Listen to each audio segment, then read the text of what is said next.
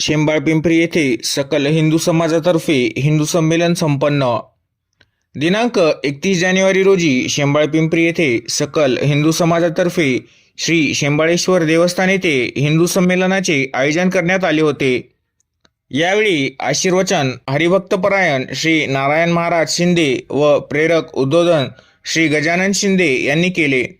त्यांनी पंचपरिवर्तन, ज्यामध्ये सामाजिक समरसता, पर्यावरण संरक्षण, कुटुंब प्रबोधन, स्व आधारित जीवन, नागरी कर्तव्याबद्दल विस्तारपूर्वक सांगण्यात आले व सर्व हिंदूंनी या पंचपरिवर्तनाचे आपल्या जीवनात अवलंबन करून समावेश करावा असा मुख्य संदेश देण्यासाठीच या संमेलनाचे आयोजन करण्यात आले होते. या कार्यक्रमाला गावातील व परिसरातील हिंदू बांधव व माता भगिनी उपस्थित होत्या.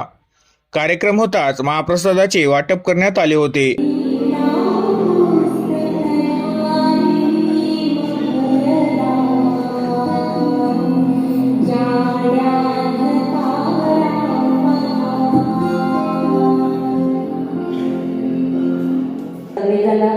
दीप होऊन सकारात्मकतेचा प्रकाश सर्वत्र पोहोचूया हा संकल्प या दीप प्रज्वलनाच्या निमित्ताने करूया. मान्यवरांना विनंती आहे की आपण या ठिकाणी स्थानापन्न व्हायचं आहे.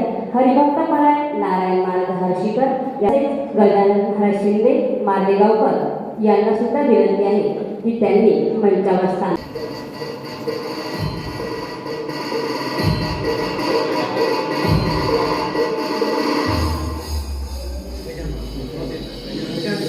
आजपर्यंत खूप सुंदर असे या ठिकाणी आपल्या समाजामध्ये प्रांत सदस्य विचार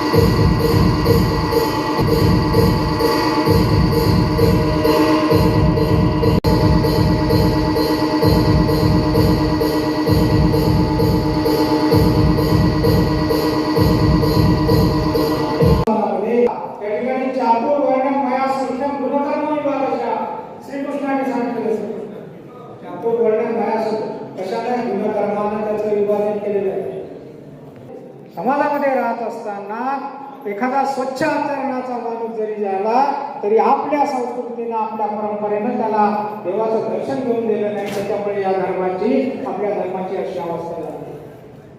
त्याचं वर्तन कसं आहे, त्याचा गुन्हा कसं आहे, त्यांना देवाचं दर्शन घेण्यास हरकत नाही अशा प्रकारचा.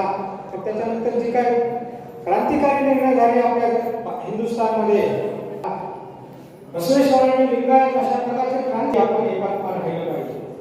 तरी आपण काय राहिलं पाहिजे, एक राहिलं पाहिजे. वेगवेगळे संप्रदाय असो, वेगवेगळे धर्म असो, आपण त्या ठिकाणी म्हटलं की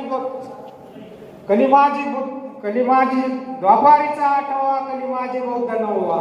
आपण त्या ठिकाणी अवतार मानलंय. आपल्या धर्माची काय आपली एक आचरण पद्धती आहे की आपण ज्याचं चांगलं कार्य करतो तो काय अवतार असतो. तशा प्रकारचा बौद्ध धर्मात त्याचा सुद्धा आज त्याच्या ठिकाणी त्यांनी आपल्या महाराष्ट्रामध्ये जो धर्म आम्ही आयोजन केलं होतो त्या दिवशी